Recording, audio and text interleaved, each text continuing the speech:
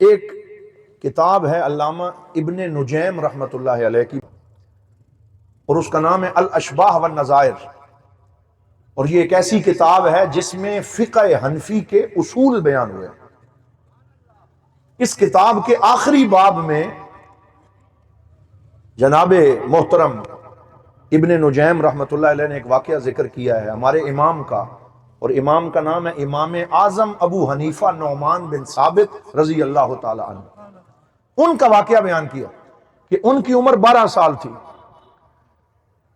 اور ان کے دور میں جو خلیفہ تھا ہارون الرشید، اس خلیفے کے دربار میں روما، جسے آج کل اٹلی کہا جاتا ہے، اس وقت اس کا نام روما تھا، وہاں سے عیسائیوں کا ایک ڈیلیگیشن اور وفد آیا، اور انہوں نے آ کے کہا کہ ہم 3 سوال لے کے آئے ہیں، اگر آپ کا مسلمان کوئی عالم ان 3 سوالوں کے جواب دے دے تو ہم سارے جو بڑے 40 علماء ہیں ہم اسلام قبول کر لیں، اور اگر آپ میں سے کوئی ان 3 سوالوں کا جواب نہ دے سکے تو پھر یہ شرط ہے کہ آپ کو عیسائیت قبول کرنی ہوگی، اسلام کو چھوڑنا ہوگا۔ تو ہارون الرشید نے وہ چیلنج قبول کر لیا، اور اس کو بلایا، تخت پہ بٹھایا، ایک دن رکھا، سارے علماء کو بلا کے جمع کیا۔ حضرت امام اعظم چھوٹے سے بچے تھے، اپنے والد کی انگلی پکڑ کے وہ بھی تشریف لے آئے، تو وہ تخت پہ مہمان کے طور پہ ساتھ بیٹھا تھا۔ تو ہارون الرشید نے کہا بتاؤ تیرے کیا سوال ہیں؟ اس نے کہا میرا پہلا سوال یہ ہے کہ آپ یہ کہتے ہیں کہ اللہ نے سب کچھ بنایا ہے، وہ وحدہ لا شریک ہے، وہ ایک ہے، تو ہمیں یہ بتائیں کہ اللہ تعالی سے پہلے کیا تھا؟ نعوذ باللہ، یہ ایک سوال کیا۔ دوسرا سوال یہ کیا کہ یہ بتائیں کہ قرآن میں یہ آیت لکھی ہوئی ہے وَيَبْقَى وَجْهُ رَبِّكَ ذُو الْجَلَالِ وَالْإِكْرَامِ، کہ ہر شے فنا ہو جائے گی، صرف اللہ کا چہرہ باقی رہے گا، وجہ چہرے کو کہتے ہیں۔ تو پھر یہ بتاؤ کہ اگر اللہ کا چہرہ ہے تو جس کا چہرہ ہوتا ہے اس کی کوئی ڈائمنشن اور سمت بھی ہوتی ہے، تمہارے رب کا چہرہ کس طرف ہے؟ دائیں طرف ہے یا بائیں طرف ہے، یا آگے ہے یا پیچھے ہے، کدھر ہے؟ یہ بتائیں۔ اور تیسرا سوال یہ کیا کہ قرآن کی ایک آیت ہے کل یوم ہوا فی شان فبأی آلاء ربکما تکذبان، کہ ہر وقت اللہ تعالیٰ کی کوئی کام کرتا ہے، اس کی کوئی شان ظاہر ہوتی ہے، بتاؤ اس وقت اللہ نے کیا کیا ہے؟ ہر دن وہ کوئی کام کرتا ہے، اس وقت اللہ نے کیا کیا؟ تو بڑے چبھتے ہوئے پیچیدہ قسم کے 3 سوال تھے۔ جب اس نے سوال کیے تو دربار پہ سکتہ طاری ہو گیا، اور بڑے بڑے علماء سوچنے لگے کہ اس کا کیا جواب دیں، اس کا منہ کیسے بند کریں۔ دین اور کفر کا مسئلہ بن گیا، اور حالات بڑے دگرگوں ہو گئے۔ تو ابھی سارے سوچ رہے تھے، تو نعمان بن ثابت جنہوں نے مستقبل کا امام اعظم بننا تھا، اپنے والد سے کہنے لگے ابا جان اگر اجازت دیں تو اس کے جواب میں دینا چاہتا ہوں، مجھے اجازت دی جائے۔ تو والد نے پکڑ کے بٹھایا، یہ دین کی عزت کا مسئلہ ہے، بڑے بڑے علماء بیٹھے ہیں، بیٹا چپ کر جا، تو نے نہیں جانا۔ تھوڑی دیر پھر خاموشی رہی۔ آپ نے پھر اپنے والد صاحب سے کہا حضور آپ نے مجھے جو رزق حلال کھلا کے میری تربیت کی ہے، اس تربیت کا یہ نور ہے کہ مجھ سے بیٹھا نہیں جا رہا، آج اس شخص کے سوالوں کا جواب میں دینا چاہتا ہوں۔ انگلی چھڑوا کے سامنے آ گئے، فرمایا میں جواب دینا چاہتا ہوں۔ تو سارے لوگ حیران رہ گئے کہ 12 سال کا بچہ آج کیا جواب دے گا، کہیں جگ ہسائی نہ ہو جائے، تماشا نہ بن جائے۔ خود خلیفہ ہارون الرشید حیران رہ گیا، لیکن وہ جو عیسائی آئے ہوئے تھے وہ ہنسنے لگے، کہنے لگے آج تو ہم جیت ہی جائیں گے۔ تو علامہ ابن نجیم فرماتے ہیں کہ آپ نے چھوٹی سی عمر میں فرمایا سأجیب علی اسئلتک ولکننی اشترط، کہ میں تیرے سارے سوالوں کے جواب دوں گا لیکن میری ایک شرط ہے، میری ایک شرط ہے۔ پھر کیا شرط ہے؟ تو آپ نے فرمایا تو جواب لینے آیا ہے، میں جواب دینے آیا ہوں، اور میرے پاک نبی کا فرمان ہے الید العلیٰ خیر من ید السفلیٰ، کہ دینے والا ہاتھ اوپر ہوتا ہے، لینے والا ہاتھ نیچے ہوتا ہے۔ میری شرط یہ ہے مجھے بادشاہ کے پاس بٹھایا جائے، تو سامنے کھڑے ہو کے سوال کر۔ یہ فرمایا، یعنی امام کی عقل دیکھیں بچپن میں کتنی بڑی تھی۔ تو وہ فوراً مان گیا، اس نے کہا جواب تو بچے نے کیا دینے، ہم اس کی شرط پوری کر دیتے ہیں۔ سامنے کھڑا ہو گیا، آپ چھوٹی سی عمر میں تخت پہ آ کے بیٹھے، فرمایا پہلا سوال کرو۔ کہنے لگا اللہ سے پہلے کیا تھا؟ تو آپ نے فرمایا 1 سے گنتی شروع کر۔ تو اس نے پڑھنا شروع کیا، 1 2 3 4، جب 10 تک پہنچا فرمایا اب واپس گنتی گن۔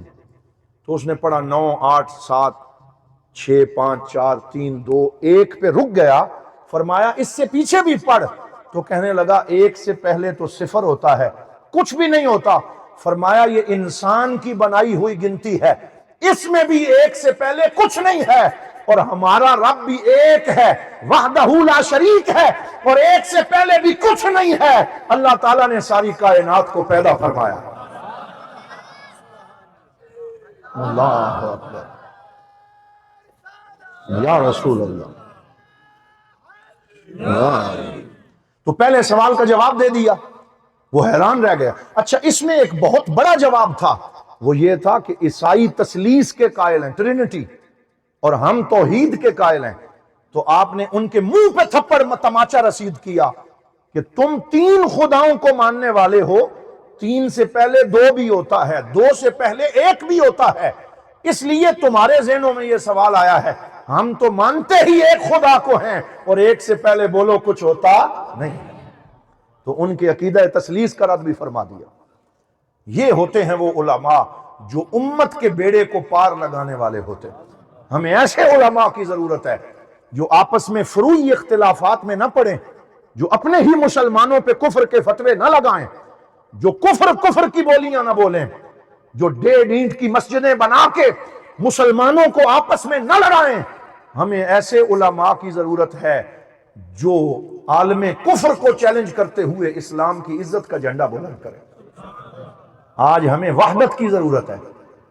آج عالم کفر اسلام پہ یلغار کر رہا ہے، اور ہم آپس میں مناظروں میں مشغول ہیں، ہم آپس میں ایک دوسرے کو چیلنج کر رہے ہیں۔ ہمیں چاہیے کہ ہم آپس کے جھگڑوں کو چھوڑ کے عالم کفر کی طرف متوجہ ہوں اور اس کو علمی جوابات دینے کی کوشش کریں۔ یہ جواب دے دیا، کہا دوسرا سوال کرو۔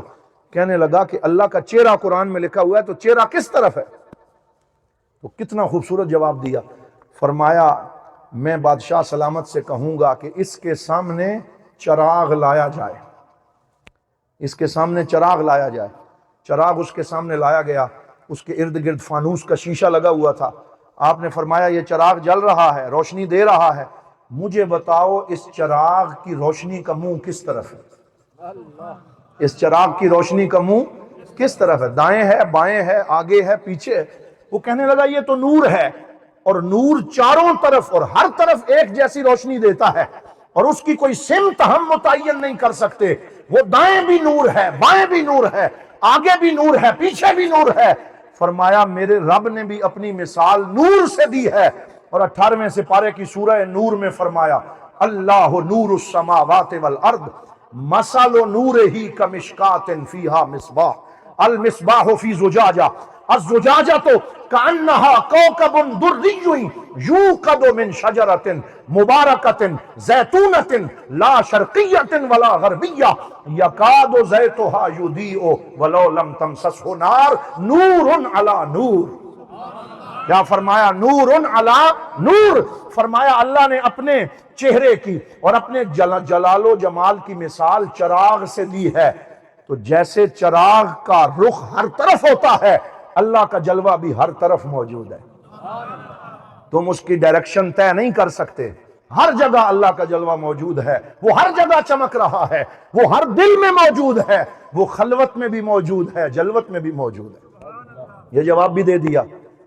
پھر کہنے لگا میرا تیسرا سوال یہ ہے کہ ہر دن قرآن کے مطابق اللہ کی کوئی شان ظاہر ہوتی ہے، تو آج اللہ نے کیا کیا؟ تو آپ نے فرمایا تو نے دیکھا نہیں ہے اللہ نے کیا کیا؟ تو نے دیکھا نہیں ہے کہ اللہ نے کیا کیا؟ کہ تو بڑا تکبر اور غرور لے کے آیا تھا، اللہ تعالیٰ نے تیرے تکبر کو خاک میں ملا دیا اور مسلمانوں کے ایک بچے کو عزت عطا فرما دی اور اسے تخت پہ بٹھا دیا اور تیرا منہ بند کروا دیا۔ فَبُہِتَ الَّذِي كَفَرَ، تو کفر مبہوت ہو گیا، قد جاء الحق وزهق الباطل ان الباطل کان زہوقا، حق آ گیا اور باطل چلا گیا، بے شک باطل مٹنے کے لیے آیا ہے۔ تو یہ ہے وہ علماء کرام کا نور